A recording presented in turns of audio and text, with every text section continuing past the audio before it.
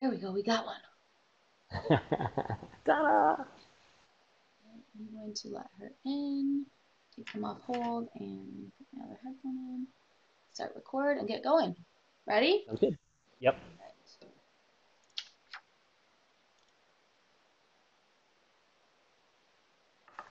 All right. Hello, everyone. Thank you for joining us today for the rescheduled version of fulfilling the dream of business ownership. I do apologize for the inconvenience that happened on Wednesday for the technical difficulties, but I'm glad that you are able to participate today. My name is Jenna Turman. I'm the Assistant Director for Alumni Programs in the Office of Career Services. I'll be your host. Before we begin the presentation, I would like to share just a few housekeeping tips and reminders. Today's webinar is being recorded, and you'll be able to access the webinar on the Career Services website or Syracuse University's webpage.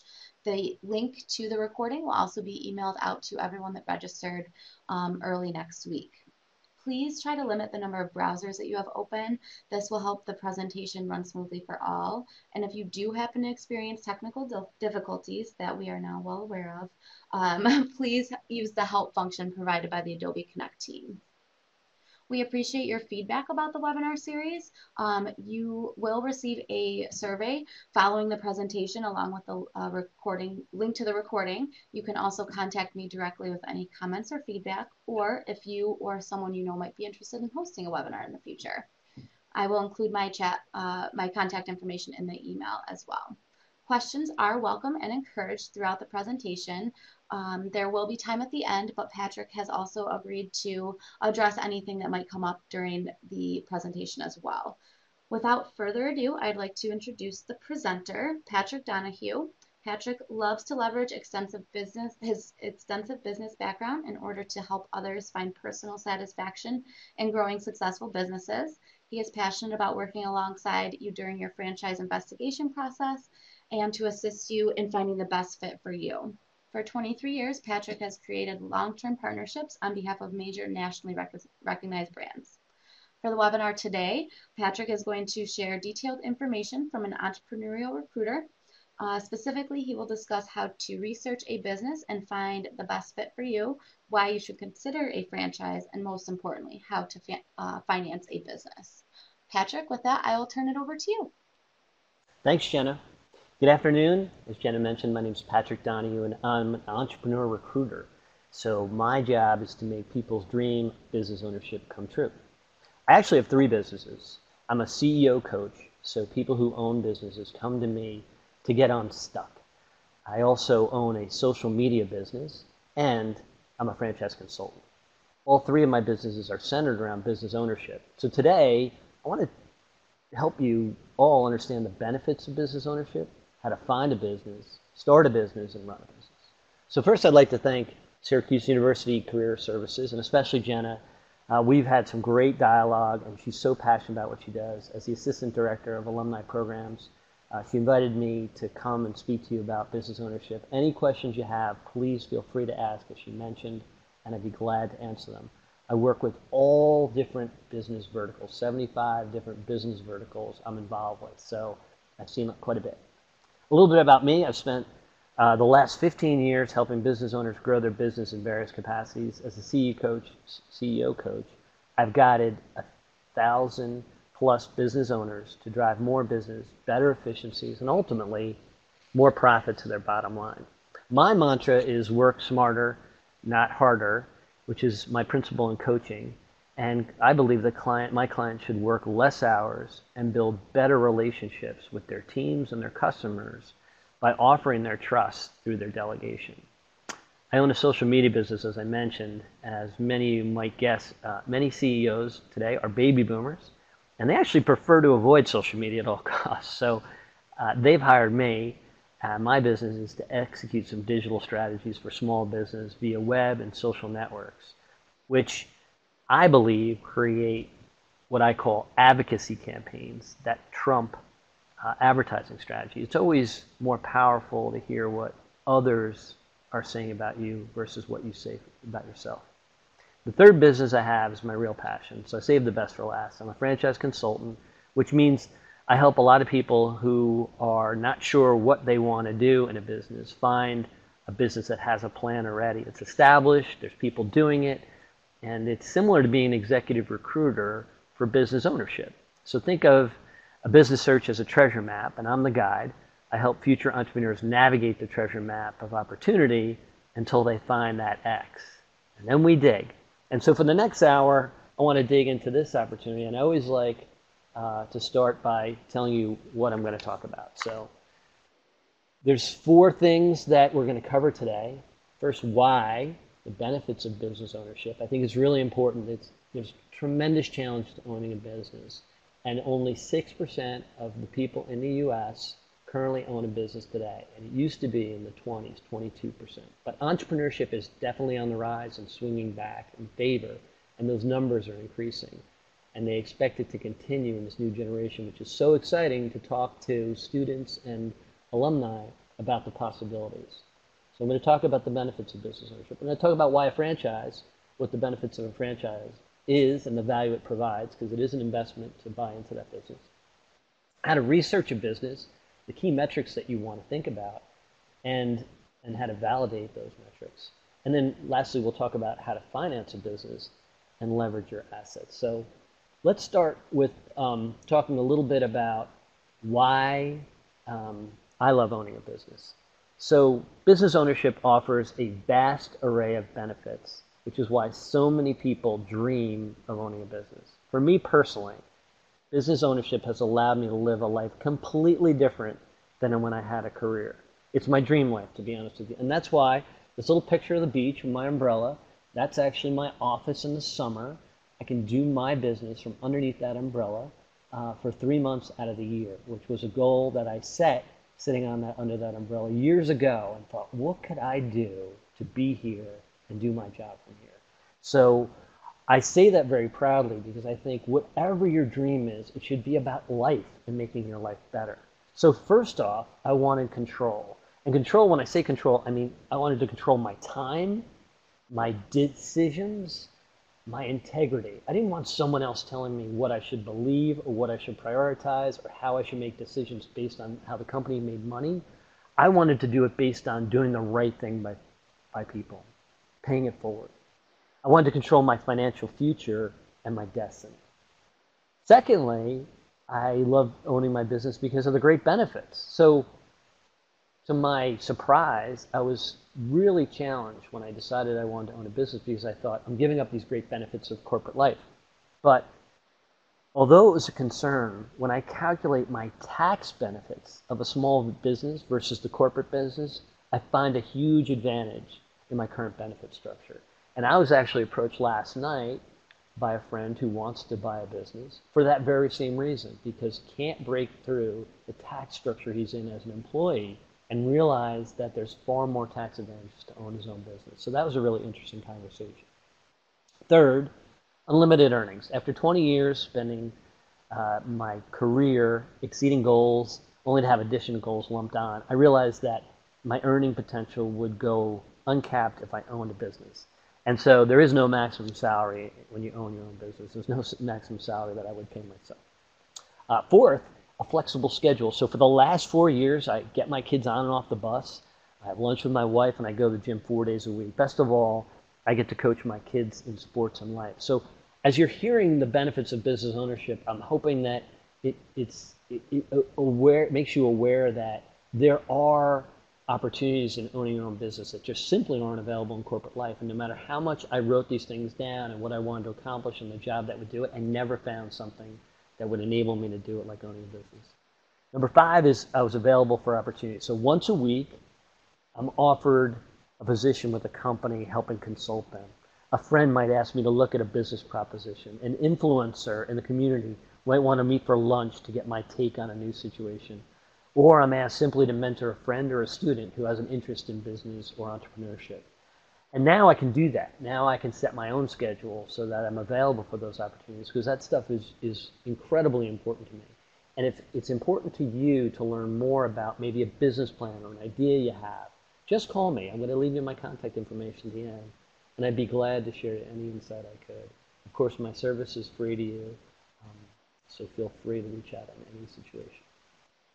Number 6 reason I like is I get to help people. So often people, when they leave corporate America, they've been a little shamed by getting laid off, or maybe they've been asked to work extra hours, or forfeit time with their family, or travel, go to lunches or dinners that they felt like just compromised their day.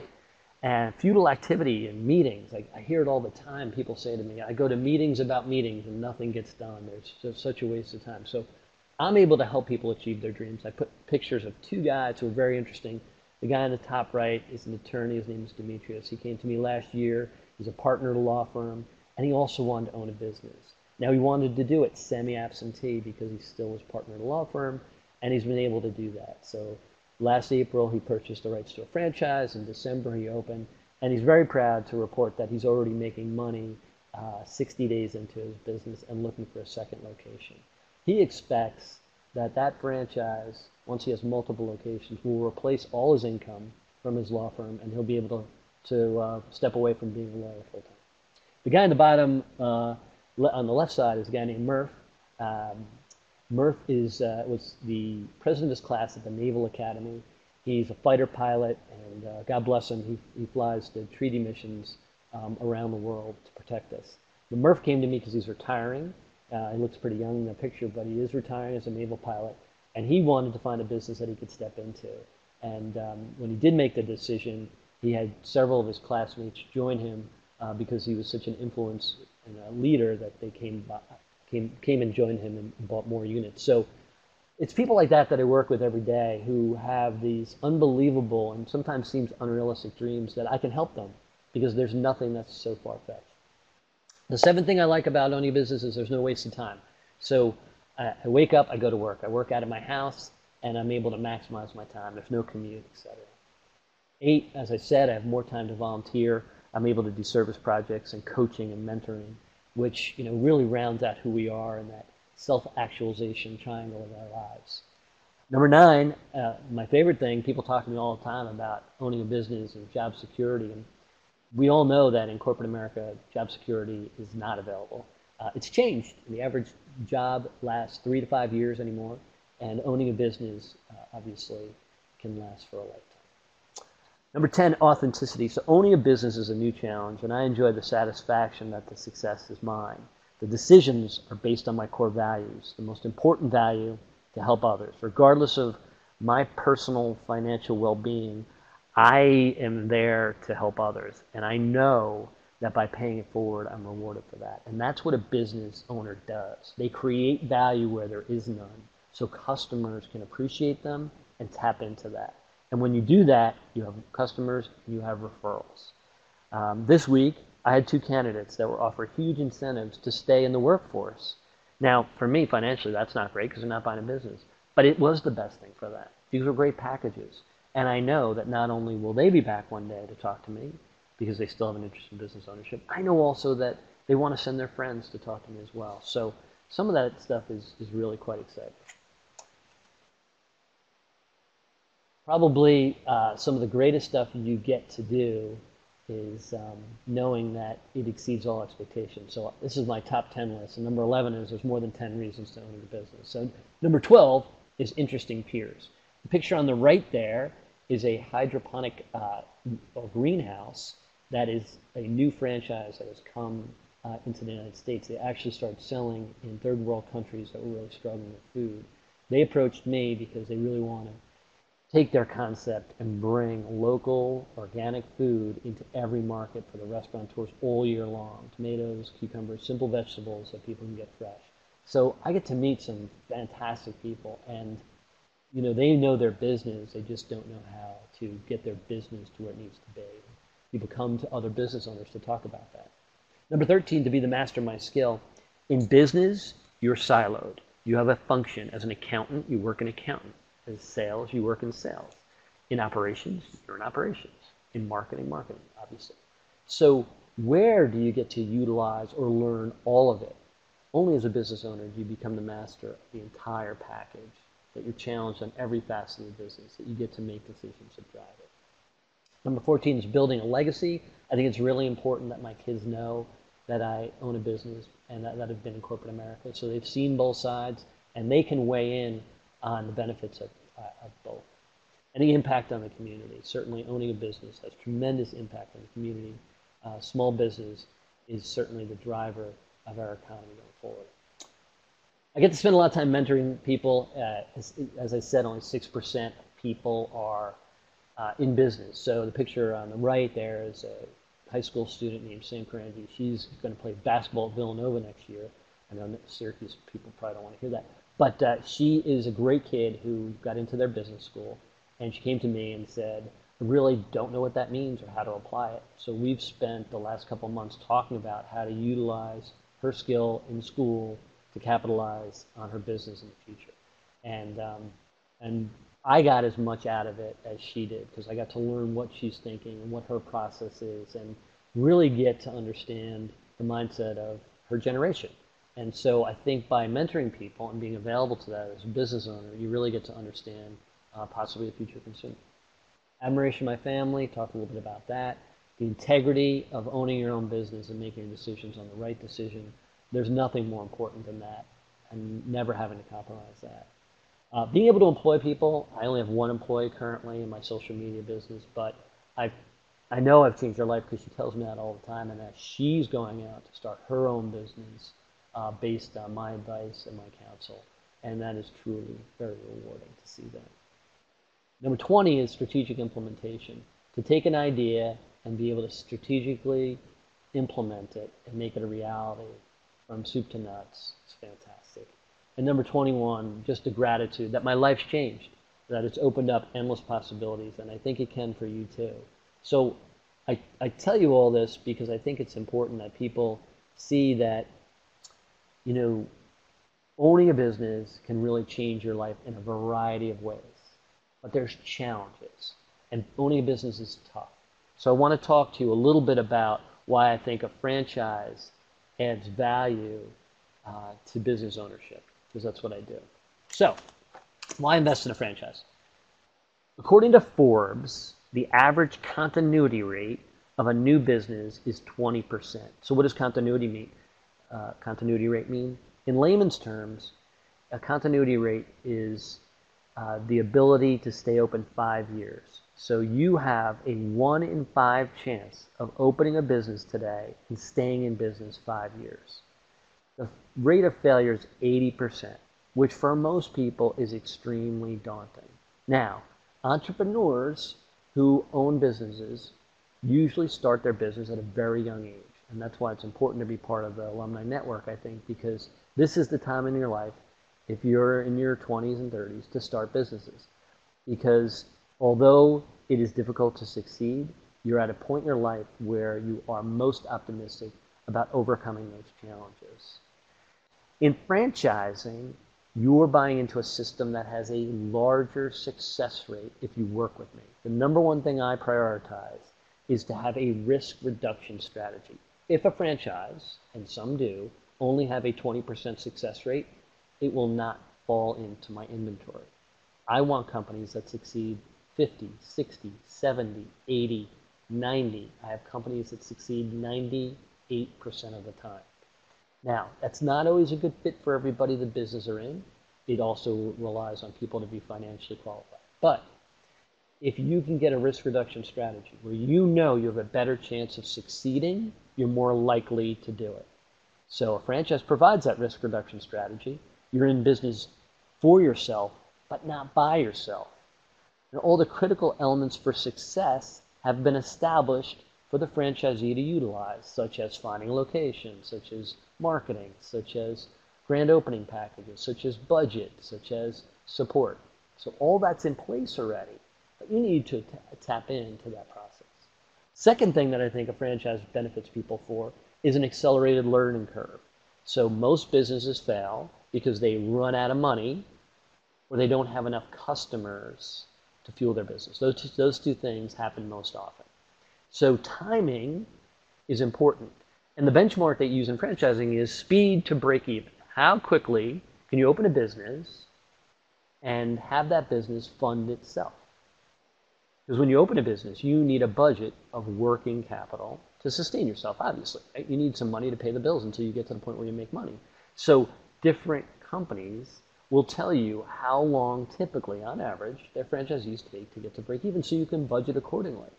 When you're an entrepreneur, that is a shot in the dark. And it is why most businesses fail, because they don't know how long it's going to take to get customers, and they don't know how many customers they need to make the right amount of money before they're hitting break even. So accelerated learning curve is really important. Third, fellowship and mentors. Training, of course, is important, and you're trained at the corporate office in a franchise.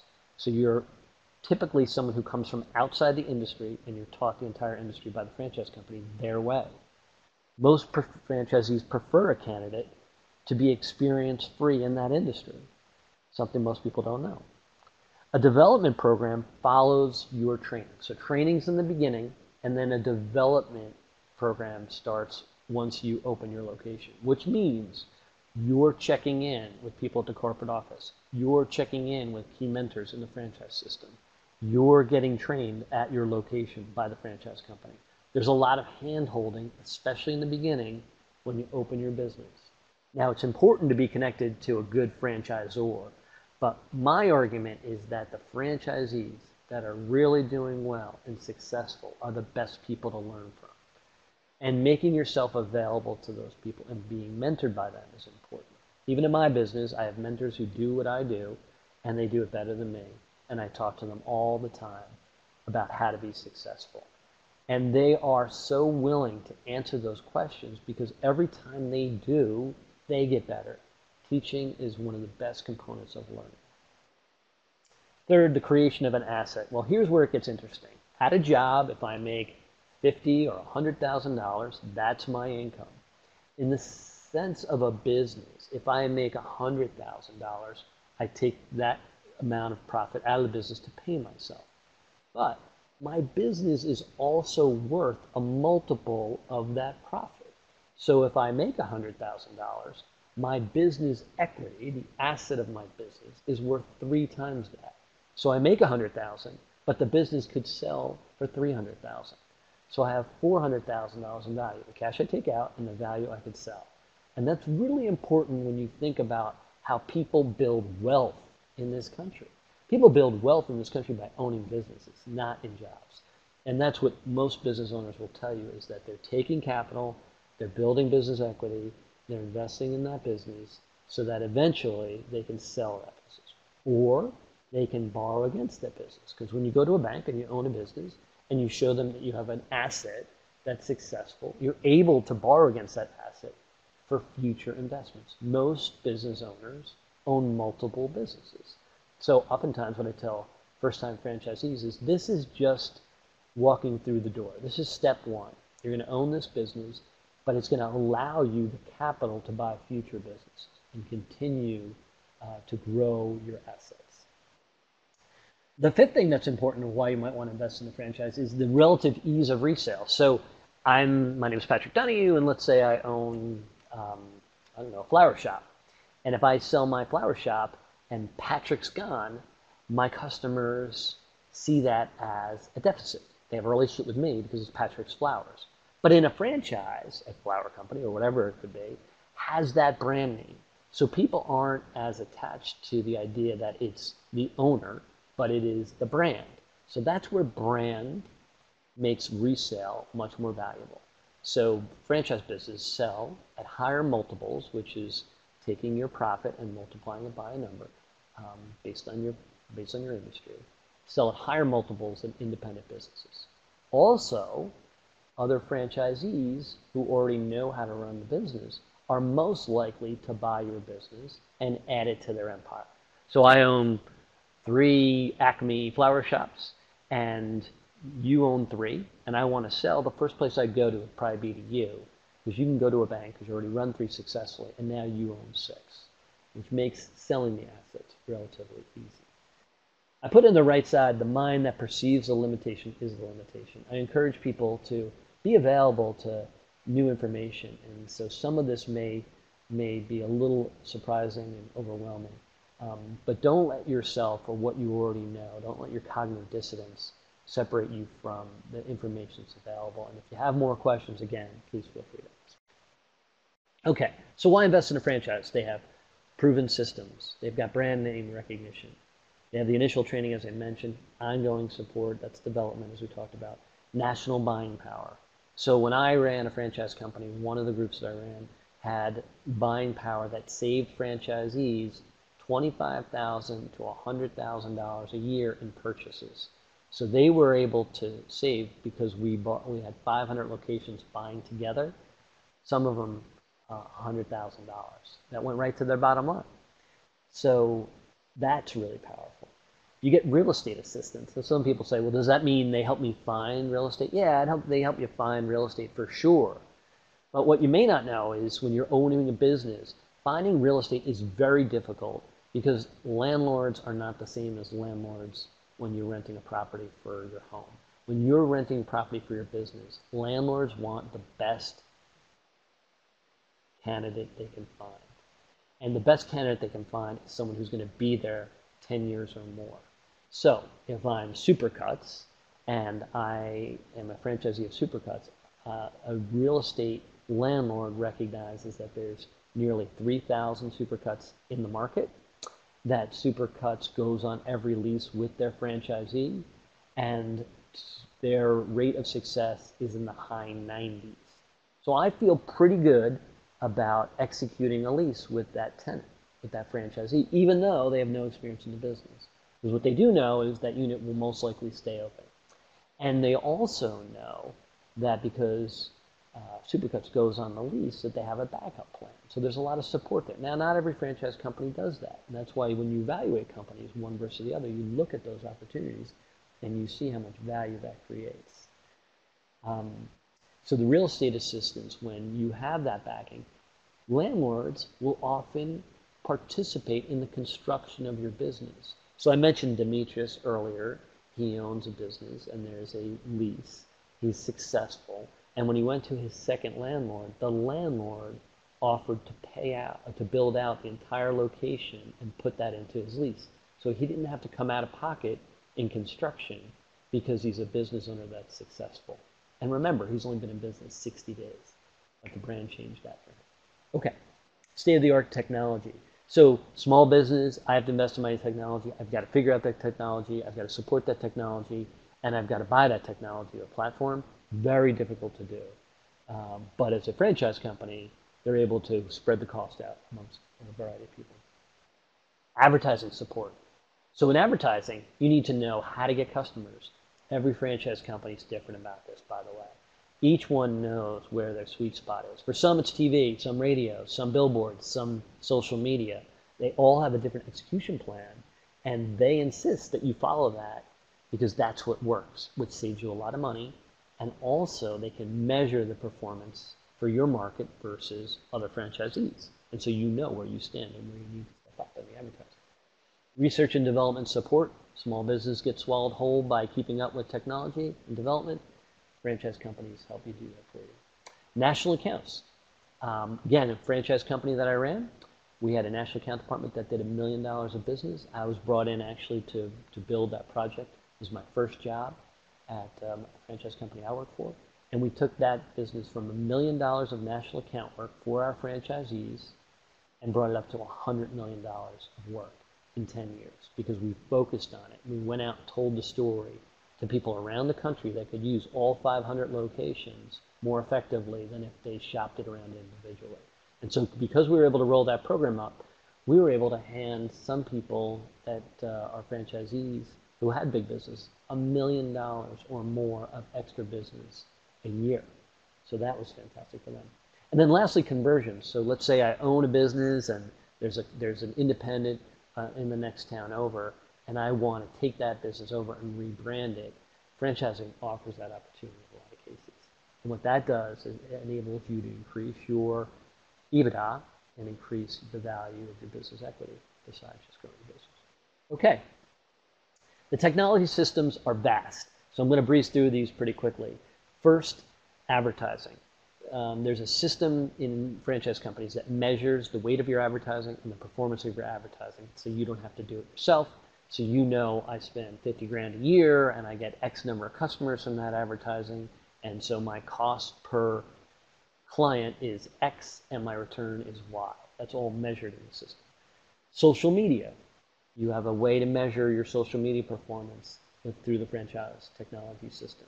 Your operating system, how you run your business. So what people don't think about is they say, well, I could do this myself. Well, to build an operating system that measures all your metrics in your business is so difficult to do. And all the generic software that's out there needs to be tweaked for your own business. In a franchise, they've got an operating platform that you plug into. So I get a customer, they go into the computer, and I track that customer all the way through until that customer is paid, and then it goes into my business system directly. So it's all one big loop. You have franchise development. So from the time you come in the system as a potential candidate, all the way through, you have to, so from the time you come in to the time you sell your franchise, you are involved in franchise development. So, so you can follow that all the way through in every phase of what you're doing in development. There's a business development software program, so you can track your sales. There's an operation performance software, so you can track all your communications with the corporate office. You can track your product purchases and sales, so you know how much you bought month to month. There's an e-learning platform that many schools have. The Goddard School, for example, has Goddard University, where you can tap in and teach classes to each one of your employees through the Goddard University that they have online. And lastly, collections for your business.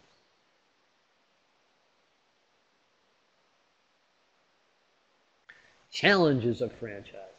Okay, so there are always challenges in business, and I like people to come in with their eyes wide open. So one is financial limitations. Owning a franchise business requires you to make an investment, and you need to have the capital to do so. So not all franchise costs the same amount of money, and not all franchises are available in every market.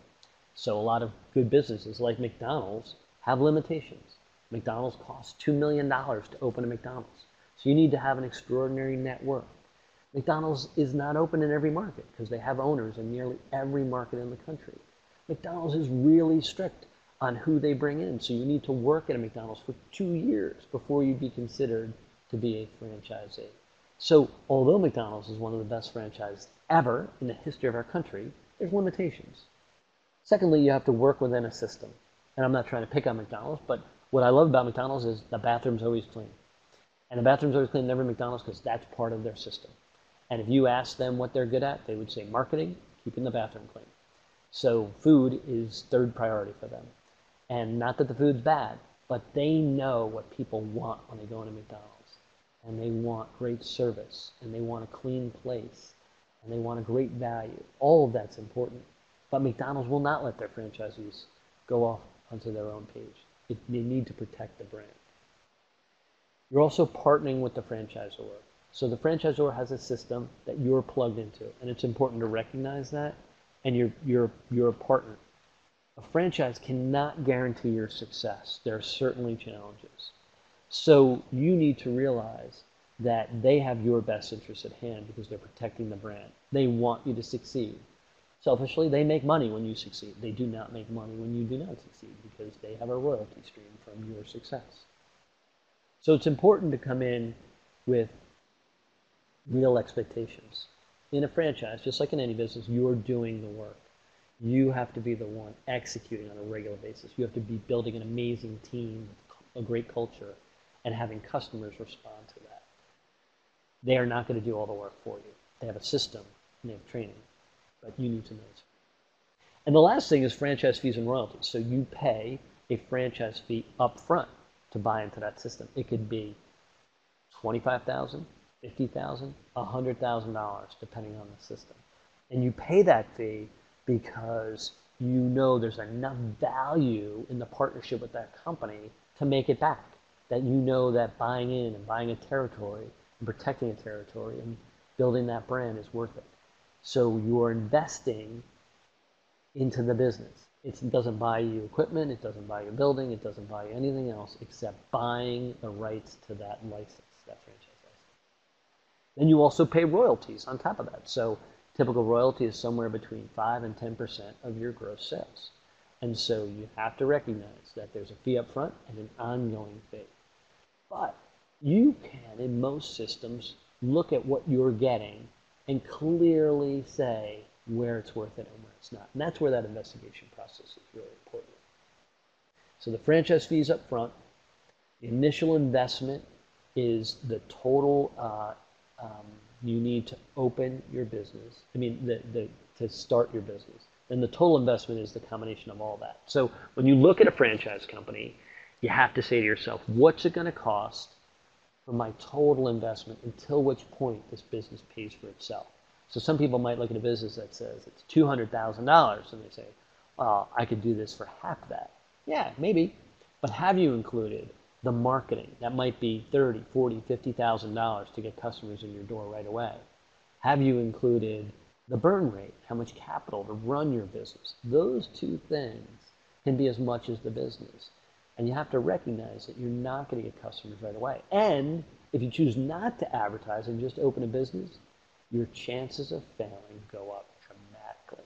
So even though you have no customers, you have to spend the most money on advertising at the beginning.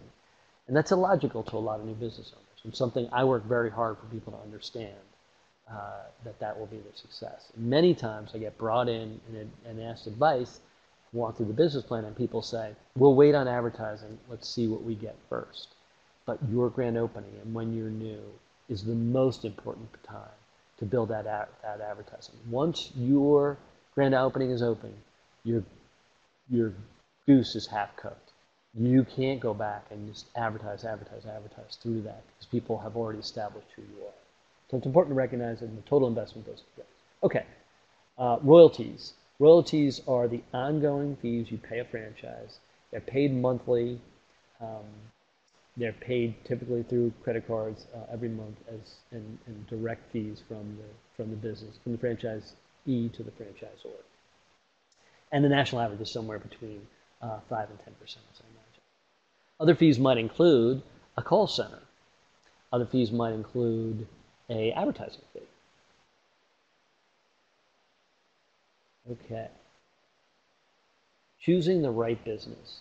So for anybody, whether you're an entrepreneur or an intrapreneur, which is a franchisee, you want to look and see why you picked a certain business. What are your professional skills that you build, that you bring to the table?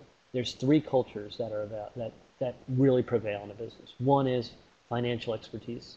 The second is operational expertise. And the third is business development expertise. You can put those three on the corners of a triangle and figure out where you fit. Then from there, you want to say, what do I need to make me complete? Because you want to end up as a business owner knowing all three of these cultures. You want to be in the middle of that triangle as an owner. In order to do that, you really need to recognize where your weaknesses are and where your skills are so that you can be complemented. You want to check your quality of life. Do you want to work nights and weekends? Do you want to work day hours? Do you want to work 40-hour a week, 80-hour a week? Do you want to work 15 hours a week? In the case of Demetrius, who works semi-absentee. So you need to check your quality of life and decide what you want out of the life that you're going to lead owning your business. And then financial needs and wants. How much do you want to invest, and how much do you expect to make?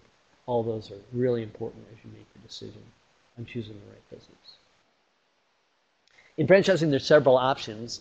You can own a single unit, obviously, but you can also be a master franchisee, an area developer, single or multi-unit, and semi-absentee. So I'm going to take them all one by one. A master franchisee is someone who sits over an entire area, and any franchisees underneath them, they collect royalty from.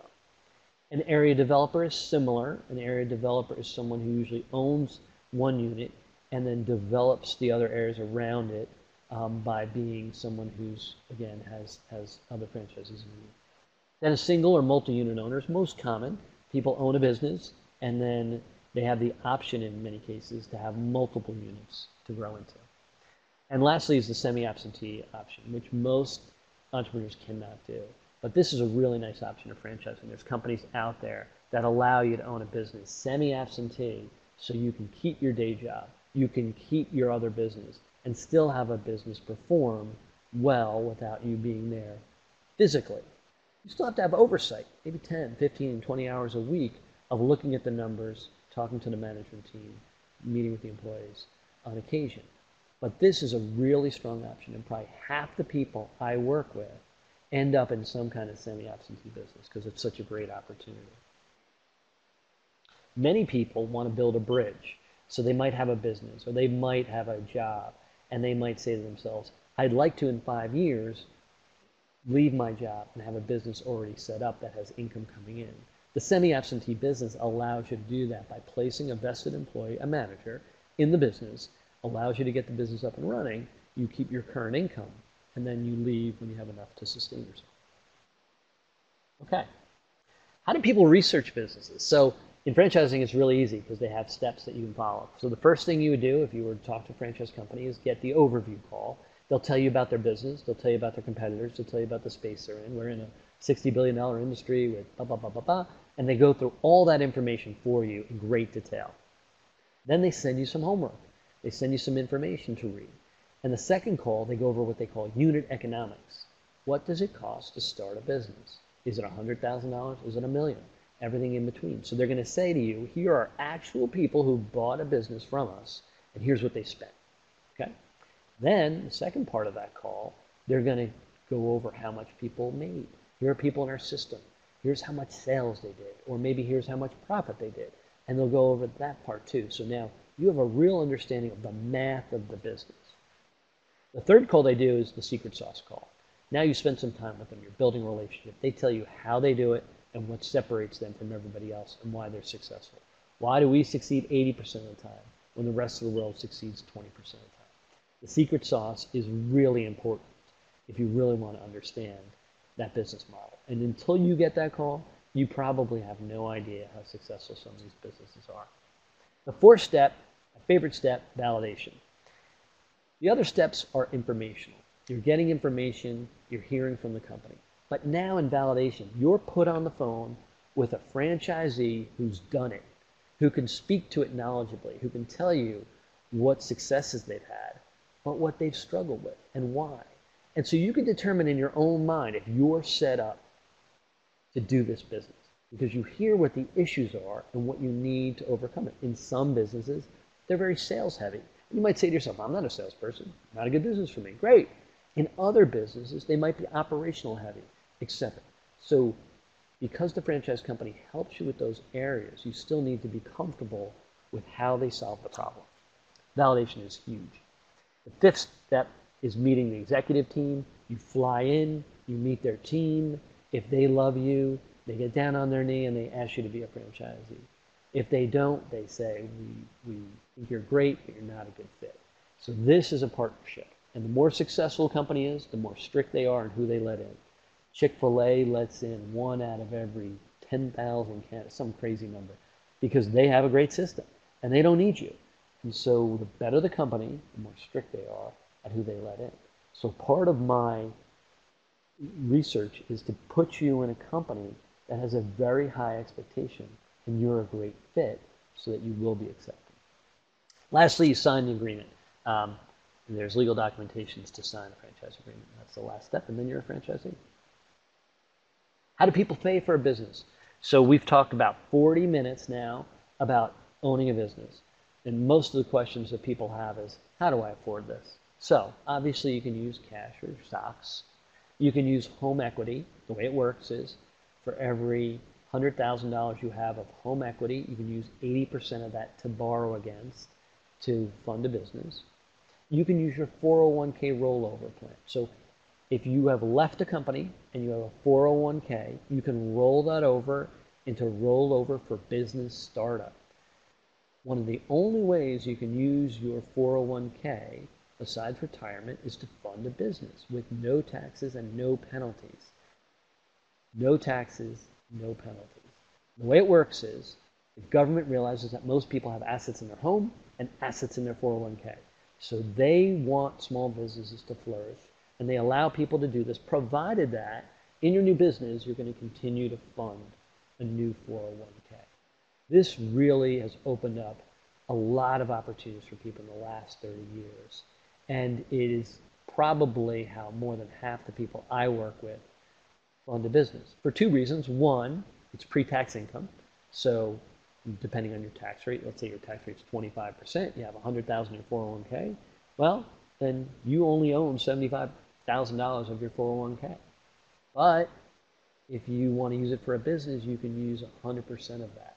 So the government, in essence, is taking the ride with you a little bit. So they're allowing you to use that money, pre-tax, that you haven't paid tax on, to fund your business. So you're able to leverage a larger percentage of your assets.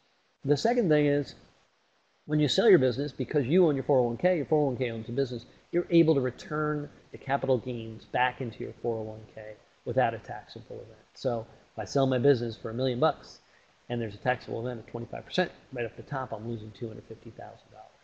But if I use my 401k, I'm eligible to use that money.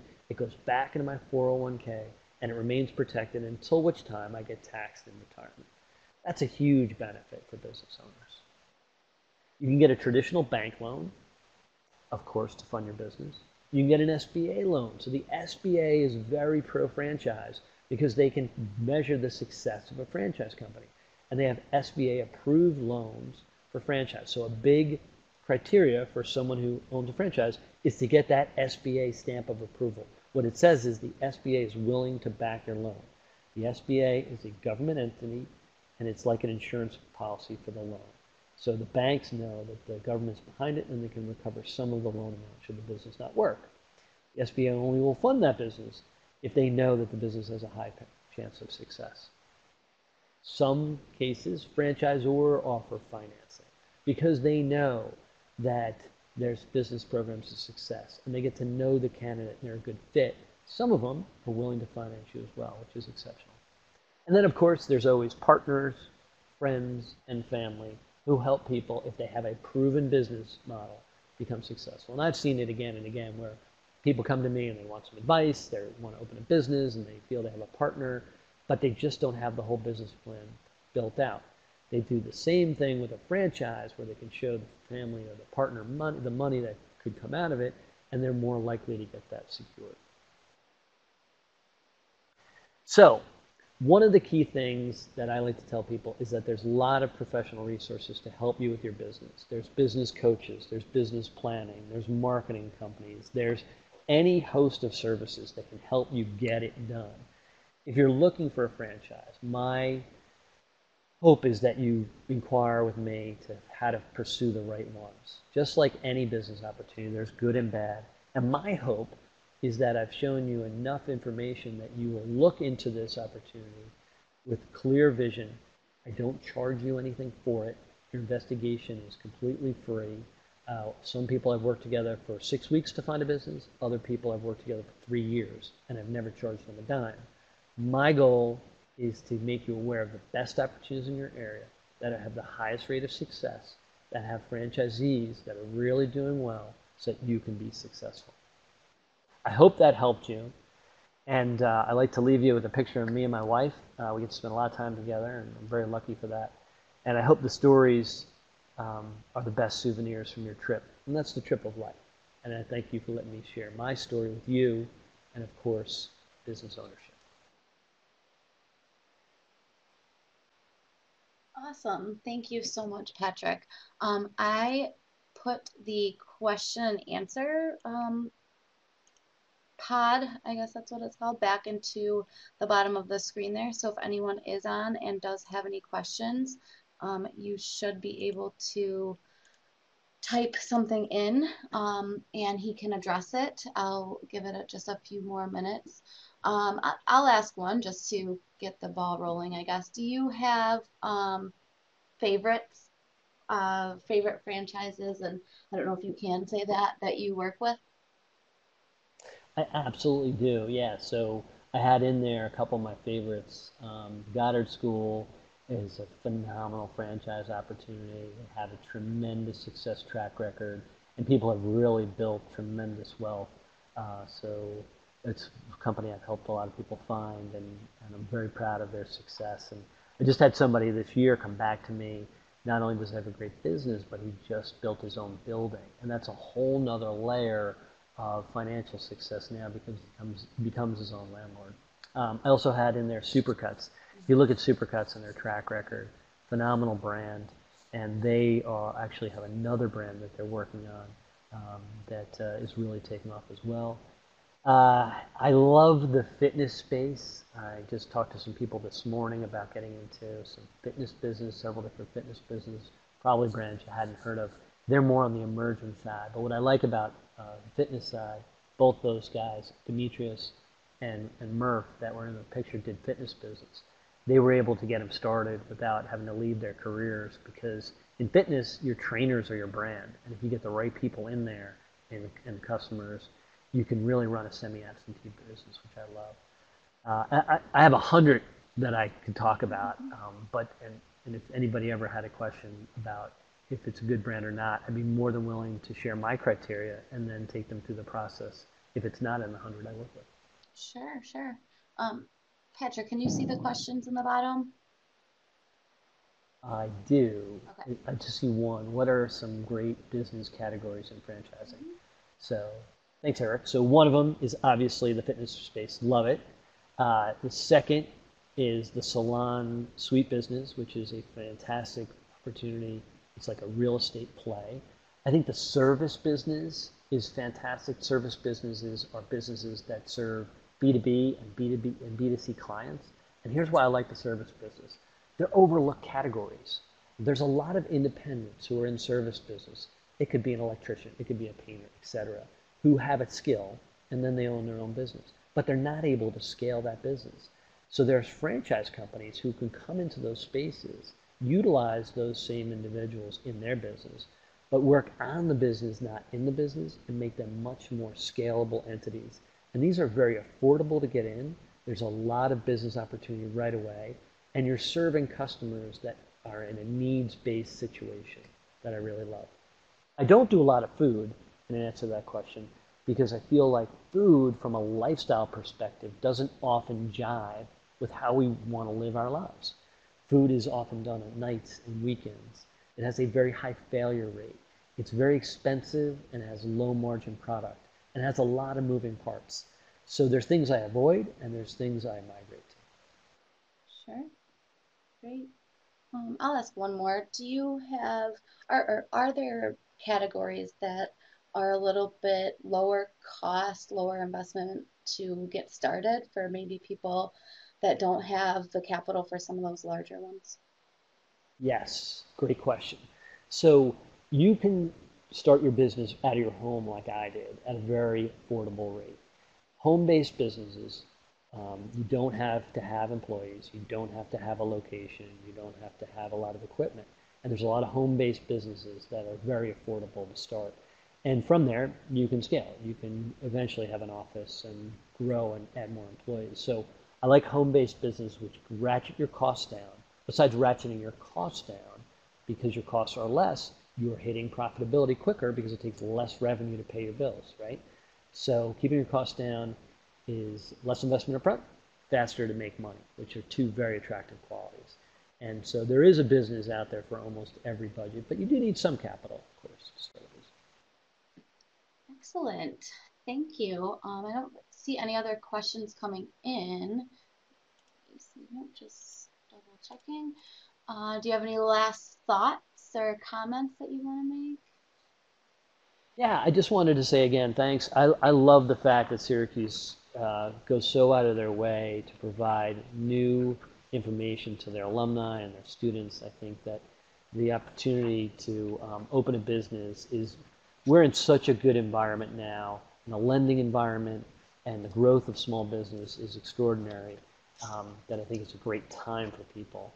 And if you're ever considering a business ownership or want just to kick around an idea, just call me. That's my cell phone number that's on there. You can call me anytime.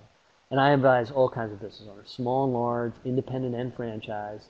I talk about business plans, strategic plans, sales and marketing, operational excellence, financing, team building, and personal growth. A lot of people just are stuck. They just want to know, what does it take? What do I have to do now? And I help them with that. And I'd love to help anybody, whether they're Syracuse alumni or not, in any way I can. Awesome. Thank you. I've definitely learned a lot of great metaphors and great ways of explaining things in our conversation. So I do appreciate that. And I appreciate you taking the time out to share this information with everyone today. Like I said, I will get this downloaded and then uploaded to YouTube, and I'll send out the link to all registrants. So even those that couldn't attend live will have the ability to see it. And in that email will be a survey for those that were here live, hopefully to provide some feedback for the future. This is an ever-growing process, as we can see from the little technical difficulty on Wednesday. If you all do have any questions, again, feel free to reach out to Patrick. He is very knowledgeable with all of this information. And I appreciate everyone's time.